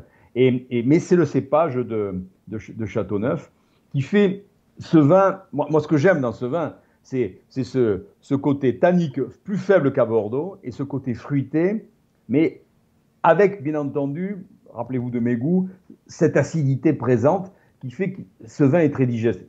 C'est un vin de qualité, c'est un vin qui a de la puissance, mais je dirais presque, on finit presque la bouteille. Un verre appelle l'autre. Voilà. Alors, attention, il ne faut pas prendre le volant après. mais moi, c'est vraiment l'archétype du vin plaisir. Il est de qualité, il est d'un niveau élevé, mais on en sort, comme on dit en français, on en sort avec la banane. Voilà, on sort de là, j'ai passé un bon moment. Voyez, voilà. Et je suis heureux de finir avec ce vin-là. J'adore les deux autres, vous inquiétez pas. Mais parce que ça, en plus, c'est mon vin préféré. J'ai une cave qui est minable à la maison, mais le seul vin que j'ai, c'est celui-ci. Voilà. Alors, après, je ne suis pas un grand cuisinier, je vous le dis de suite, mais n'hésitez pas sur ces types de vins-là. Je sais que tout ce qui est gibier ou des plats qui ont du goût, voilà, des plats qui ont du goût. Si vous mettez des Bordeaux, c'est presque enterrer le Bordeaux, parce qu'il aura des difficultés à survivre avec ça. Mais tout ce qui est gibier, tout ce qui est produit un peu avec du goût, n'hésitez pas à mettre ce type de vin-là, parce que ça se marie très très bien. Voilà, donc je vous ai donné un peu mon petit secret, c'est mon vin préféré. Oh, merci, on va vraiment le noter, on va garder ça précieusement. Puis en fait, le gibier, nous, au Québec, c'est tout désigné, là, fait que c'est un vin qui irait très, très bien avec des plats qu'on peut cuisiner ici. Donc, Julie, je crois que tu as une ou deux questions pour Philippe. Je te cède la parole. Oui, merci. En fait, on aimerait que vous puissiez peut-être partager vos impressions de dégustation sur ce troisième vin. Puis peut-être aussi nous mentionner si vous suggérez, un peu à l'image de ce que vous nous avez dit pour Château-Latour-Carnet, si un long passage en carafe serait bienvenu. Alors, là, je vais parler aussi de mes goûts. D'abord, tous ces vins, j'appelle ça méditerranéens. Vous voyez, rouge, je parle rouge, hein. Par exemple, même du Provence rouge, du Languedoc-Roussillon, toute la vallée du Rhône. Mon petit conseil, mais je répète, je ne suis pas sommelier, mais mon petit conseil, c'est de les boire assez frais. Quand je dis assez frais, c'est n'hésitez pas à les mettre au réfrigérateur avant de les servir. Surtout que n'oubliez pas que quand il fait chaud dans une maison, la température monte dans le verre assez rapidement. Mais paradoxalement, c'est le contraire de Bordeaux. Moi, je trouve qu'ils s'expriment beaucoup mieux quand ils sont frais, quand ils sont plus frais, que si vous les mettez à la même température que le Bordeaux, malheureusement, vous allez faire ressortir un peu l'alcool. Donc, vous allez sentir d'abord l'alcool et moins le fruit. Bon, ce sont des vins, je dirais, qui transportent du fruit. Alors que le Bordeaux, comme je dis tout à l'heure, va transporter plutôt d'abord des tanins et après du fruit. Ça, c'est mon point de vue. Hein. Ce fruit-là, pour qu'il s'exprime, il faut qu'il soit un peu plus frais. Après, moi, ce que j'aime dans ce vin, j'aime bien le mot, il veut tout dire et rien dire, mais je l'aime beaucoup, c'est la générosité. Et en plus, je crois qu'au Québec, vous utilisez bien ce mot-là. Nous, ce n'est pas un mot qu'on utilise beaucoup dans la vie de tous les jours, mais il est généreux, ce vin. Alors, je dirais que quand on l'a dans la bouche, moi, je dirais, on ne le boit pas. Je veux dire, on le croque. Vous voyez, je ne sais pas si je suis clair dans ma démonstration. J'ai envie de le manger, ce vin. Voilà. Je ne dis pas que je ne suis pas en train de manger dans un fruit, mais c'est presque un plat à lui tout seul. Voilà. Donc, j'espère que je ne vous donne pas trop envie. Ça donne soif. C'est l'heure de souper bientôt. C'est l'heure de souper. Pour moi, c'est fini, mais globalement, même si j'ai déjà mangé, vous voyez, quand je bois, j'en ai dans mon verre, là, dès que j'en rebois, ça me fait plaisir. Voilà. J'ai l'impression de croquer du bonheur, voilà, ou du rêve, comme vous voudrez. Voilà. C'est ça que j'ai, mon impression. Vous voyez, mon impression forte, c'est que c'est presque pas un vin, vous voyez, c'est presque un plat. J'exagère un peu, mais entendu. Hein. Ça, j'aime le partager. Je ne sais pas si je suis, je me fais bien comprendre. Bon. Ça, c'est un vin que je partageais. Le boire tout seul, c'est un crime, quoi. Vous voyez, c'est un crime. Il faut le partager avec des amis. C'est bon. Et je retiens un mot, c'est générosité, un mot qui fait du bien et qu'on doit ressortir de plus en plus ces temps-ci. J'ai une autre question qui va sortir peut-être un peu du cadre ici. En fait, je remarque qu'on a une personne qui semble très à l'affût et qui aimerait vous demander comment se fait-il que votre groupe ait récemment trouvé de l'intérêt dans la production de bière artisanale? Bravo. Alors, bon, je vais parler marketing. Bon, en fait, la signature Magret signe des vins aujourd'hui, mais je vais vous dire, le monde a changé aujourd'hui. Je ne dis pas le monde par rapport au problème du Covid, mais le monde change très fort et les consommateurs en général acceptent des choses qu'ils n'acceptaient pas il y a une quinzaine d'années. Accepter sous le nom de Magret des vins, mais aussi une bière. Et bientôt, je ne sais pas un secret, on va sortir une vodka et un gin et un cognac à notre nom. Alors c'est plus pour certains marchés, mais en fait on va le vendre partout. C'est très accepté aujourd'hui. Voilà. Si la signature sécurise, pourquoi pas faire une bière? Pourquoi pas? Il s'avère que la bière est un marché intéressant. C'est un marché, bon, tout le monde a un peu sa petite production de bière. Et on a trouvé un partenaire qui est prêt à nous faire une bière. Et c'est une opportunité marketing, voilà. Il faut le voir comme ça. Hein. C'est une opportunité de diffuser dans le monde entier notre signature sans tomber dans le piège de faire du généralisme. C'est-à-dire, voilà, allez, on va signer demain matin des costumes, des chaussettes. Non. On va rester dans ce qu'on sait faire. Mais c'est plus accepté aujourd'hui qu'hier. Et on s'est dit, bon, c'est un marché qui monte, la bière. Vous voyez, c'est un marché bon, il y a du monde, c'est sûr qu'il y a beaucoup de monde, il y a des grandes marques, mais il y a une acceptabilité de petites marques qu'on n'avait pas avant. Je vous donne un autre secret qu'on n'a pas encore divulgué dans la presse. On est sur le chemin de faire aussi des vins, d'en sortir un d'abord, sous la signature Magret, avec faible teneur d'alcool, pas sans alcool, avec 9,5 qui est le minimum pour être vin. Pourquoi? Parce qu'on sait qu'il y a une tendance aujourd'hui forte de consommateurs de vin qui veulent aussi des vins légers en alcool, légers en tout. S'ils sont légers en alcool, ils seront légers dans le reste. Donc, on sait qu'il y a un marché là-dessus. On a hésité pendant des années à sortir ce produit-là. On a la technique pour ça. Et maintenant, là, on va le sortir, vous voyez. Parce que, je fais un comparatif par rapport à la bière, parce qu'il y a une acceptabilité que la signature Magret signe d'autres produits que le vin. Donc, c'est pour ça qu'on est allé sur la bière. On va, ça, c'est pas un secret, on va sortir une vodka et un gin très rapidement. Pourquoi? Parce que vous pourrez me cacher, notre ancien métier, c'était aussi les spiritueux, donc on a une expertise là-dessus. Et bon, ça ne marche peut-être pas dans tous les pays, Mais bon, on voit bien le gin, je ne sais pas si c'est la mode au Québec, mais c'est la mode dans le monde entier, le gin. Et tout le monde a. Et aujourd'hui, bon, sortir une marque de gin, c'est très facile, mais pourquoi pas en sortir une aussi, quoi. Voilà. Parfait, merci beaucoup. Nous vous adorions déjà, on va vous aimer encore plus. Merci pour ça. Julie, je te redonne la parole à l'instant. Merci, Julie. Et Philippe, on vous confirme d'entrée de jeu que nous sommes des très grands amateurs de gin au Québec. Et merci de partager vos secrets pour la bière, le gin, la vodka. Ce qui s'en vient, c'est hyper intéressant. On a hâte de voir arriver ça ici au Québec. Si vous le voulez bien, Philippe, on pourrait prendre quelques instants rapidement pour parler brièvement des produits qui sont disponibles actuellement à la vente dans SAQ.com, soit le L'Or du Diable 2017 Terrasse de Larzac et le Château Magret Fontbroge des millésimes 2011 et 2015 Saint-Émilion Grand Cru. Alors, on va dire il y a 3 produits, mais il y en a 2 de Bordeaux et un du Languedoc. Le Languedoc, c'est une grande appellation, mais qui n'a pas eu la chance d'avoir une notoriété comme la Grande Vallée du Rhône, mais qui commence à faire sa place de plus en plus, parce que c'est des vins faciles à boire et très plaisants. Dans le Languedoc, il y a beaucoup de terroirs différents. Il y en a un où on peut dire qu'il y a un peu la locomotive, c'est la Terrasse du Larzac, avec un village bien connu pour ceux qui le connaissent, qui s'appelle Agnan. C'est là où vous avez Domas Gassac, pour ceux qui connaissent. Vous avez la Rolls-Royce, pour moi j'estime que c'est la Rolls-Royce des Languedoc, et vous l'avez en plus à la SAQ, c'est la Grange des Pères, qui est un vin qui est très cher, mais qui est horriblement bon, mais qui par contre il faut garder 2 ou 3 ans avant de l'ouvrir. Donc moi j'en ai 10 millésimes, vous voyez, j'adore ça, mais c'est quelque chose de fabuleux. Mais cette partie au sud du Massif central, qui est une montagne qui est au milieu de la France, une vieille montagne, il y a le Larzac, qui est une terre difficile, aride. C'est pas un désert, mais où il y a peu de gens qui vivent. Et les terrasses, et c'est la fin de ce plateau, qui est exposé plein sud, qui fait des vins assez exceptionnels, qui a toujours fait des vins exceptionnels, mais qui commence maintenant à avoir de la reconnaissance dans le monde entier. Donc on a un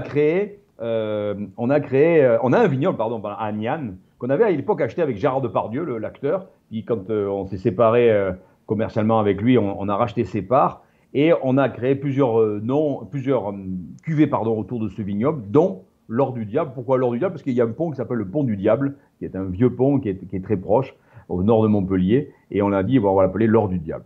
Donc voilà, c'est un vin Carignan Grenache Cinsault, si je ne me trompe pas, classique des cépages du Syrah, qui sont des cépages méditerranéens. Toujours ces vins faciles à boire, et ça fait partie des très bons vins du Languedoc. Les 2 autres à côté, les 2 autres vins dont Julie a parlé, c'est Magret Fontbroge sur 2 millésimes. Alors,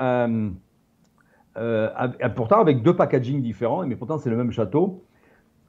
Quand on a acheté le château Fontbroge, qui est un Saint-Émilion Grand Cru classé en 1999, imaginez que Fontbroge, c'est un plateau qui se déverse vers le sud, avec une partie qui est une autre partie où il y a des vignobles aussi, mais qui, elle, est au niveau du fleuve, qui est un petit peu moins bonne. Mais revenons sur ce plateau qui se déverse.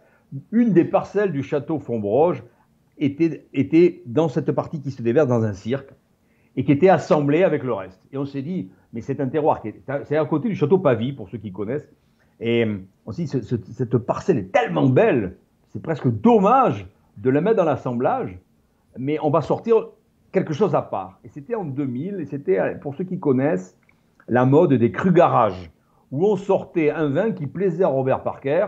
Donc ça veut dire très petit rendement, c'est-à-dire qu'on laisse beaucoup moins de grappes par pied, donc on va concentrer les graisins, donc on va sortir un vin ultra concentré. Comme c'est très concentré, on va le mettre dans 100% de bois neuf. Donc on a le vin typique que personne n'aime aujourd'hui, que j'exagère un peu, mais ça veut dire que c'est très costaud, très, très compliqué à boire. On en boit un verre, on arrête parce que waouh, quand ça descend dans l'estomac, c'est lourd, quoi. Voilà. Donc c'était au début, dans les années 2000, c'était ça. Et puis au fur et à mesure, on a modifié. On a dit il faut qu'on arrête les crus garages, et on a augmenté le rendement, et on a fait un vrai château qui ne portait pas le nom de château. Et c'est en 2011, si je ne me trompe pas, qu'on a créé une société à part, ça c'est la législation française, pour créer le nom Château Magret-Fontbroge. Donc au début, ça s'appelle Magret-Fontbroge, et après, ça devient Château Magret-Fontbroge avec un packaging différent. Mais c'est les mêmes vignes, c'est les mêmes raisins. Et aujourd'hui, on en a fait, au fur et à mesure des années, un vin de très haute qualité. Il n'y a que 2 hectares, donc ça fait 6 000 bouteilles par an, donc c'est très très faible.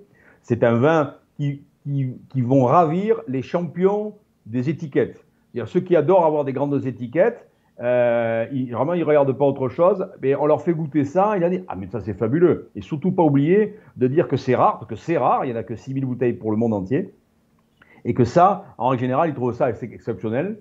Pourquoi? Parce que c'est digne d'un très grand cru, mais sans en avoir ni la réputation, ni le classement, et ni parce qu'il est même pas un grand cru classé, il est que grand cru. On va le présenter au prochain classement de Saint-Émilion, parce qu'à Bordeaux, il y a 3 classements, et celui de Saint-Émilion est revu tous les 10 ans. Alors, paradoxalement, c'est largement au-dessus de Château-Fontbroge, sauf que lui, il est que grand cru, et Château-Fontbroge, qui est en dessous, est grand cru classé. C'est paradoxal, mais c'est comme ça. Mais pour ceux qui aiment, vraiment, c'est des bouteilles d'exception, je le dis, mais c'est vraiment un produit passionnant. Merci, Philippe. Vraiment, Voilà. merci beaucoup. Pour les gens qui sont à la maison, il est 20 h, nous savons, nous prenons tout ce qu'on peut de M. Philippe Magret. Il est tellement intéressant. Donc, on vous invite à rester avec nous. On a encore peut-être 2 questions pour Philippe et après, on va arriver au mot de la fin.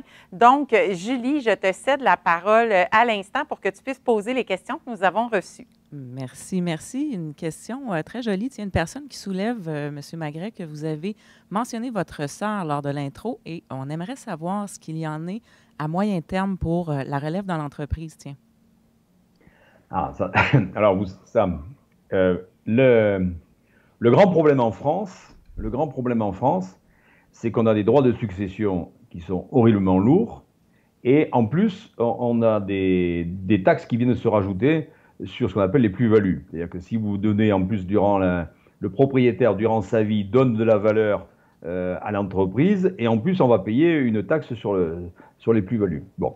La chance, c'est que mon père dès le début, a créé une sorte de groupe holding, où on a énormément de choses dedans, et entre autres le groupe, et de suite nous a donné des parts. C'est-à-dire que mon père a toujours pensé au demain. Voilà. Il finira sa vie dans l'entreprise parce qu'il ne vit que pour l'entreprise. Il a 84 ans, il est en pleine forme, mais il pense quand même à l'avenir. Et il sait très bien que s'il n'avait pas prévu ça dès le début, le jour où il décéderait, on serait obligé de tout vendre parce que malheureusement, on ne pourrait pas payer les droits de succession, étant donné qu'on a énormément de châteaux qui ont pris de la valeur suivant les années, comme les 4 grands crus que nous avons. Et la marque aussi qui est valorisée à un prix assez intéressant. Et donc, je ne vais pas trahir de secret, mais ma sœur et moi, nous avons une grosse partie de l'entreprise et mon père une plus faible. Bon, on n'a pas l'usufruit, bien entendu, mais ça veut dire que demain matin, s'il décède, on peut continuer sans aucun problème, il n'y a pas grand-chose à payer. Voilà pour ceux que ça va intéresser. Je ne peux pas rentrer trop dans les chiffres parce que je ne dis pas que c'est secret, mais il n'y a pas beaucoup d'intérêt. Mais c'est un grave problème français que tout le monde connaît, mais comme on est français, on ne peut pas le résoudre, parce que politiquement, tout le monde en parle, c'est dommage, tout le monde gueule quand on est une entreprise française qui s'en va à l'étranger par un propriétaire étranger, parce que les enfants peuvent s'obliger de le vendre, mais personne ne veut modifier la loi. Donc c'est idiot, mais c'est comme ça.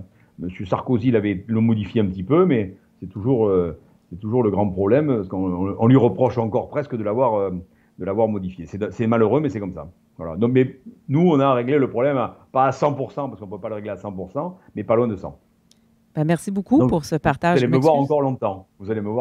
C'est parfait, c'est à notre plus grand bonheur. J'espère que je ne vous ai pas coupé. Non, c'est bon, merci beaucoup. Bon. C'est bon. Ben, merci pour ce retour.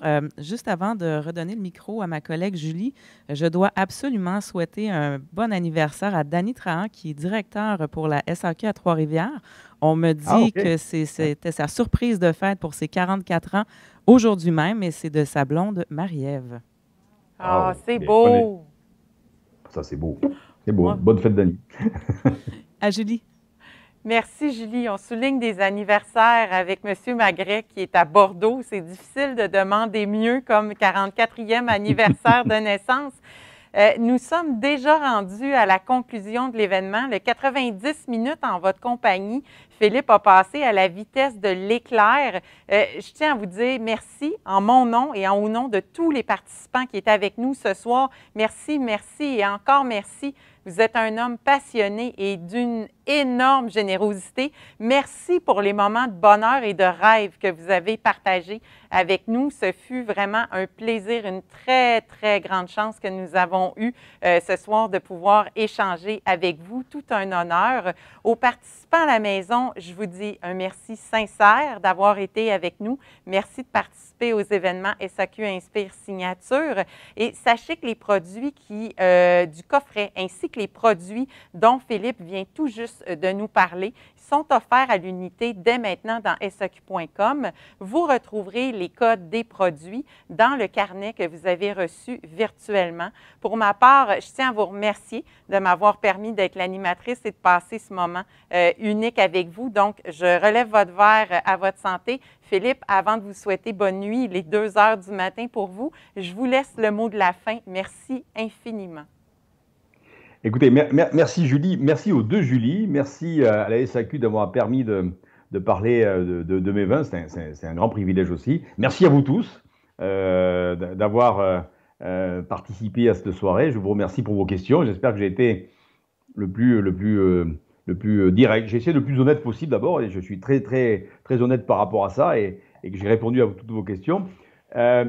Pour conclure, je vous dirais... On est dans une période un peu compliquée, on le sait tous. J'ai un grand plaisir à venir au Québec. Je connais beaucoup de monde à la SAQ. J'ai la chance d'avoir un agent exceptionnel, parce que je sais qu'elle écoute, c'est pour ça que je lui lance le message. Et j'ai un grand plaisir à venir au Québec. J'ai découvert ça il y a 7-8 ans, et je viens 4, 5, 6 fois par an. C'est un grand plaisir. Malheureusement, aujourd'hui, on ne peut pas le faire, on le sait très bien. Bon, la vie va tourner, je suis sûr qu'on va trouver un vaccin rapidement, mais j'en profite, dès que toutes les frontières sont ouvertes, dès qu'on pourra voyager, je vous invite à venir au Pape Clément.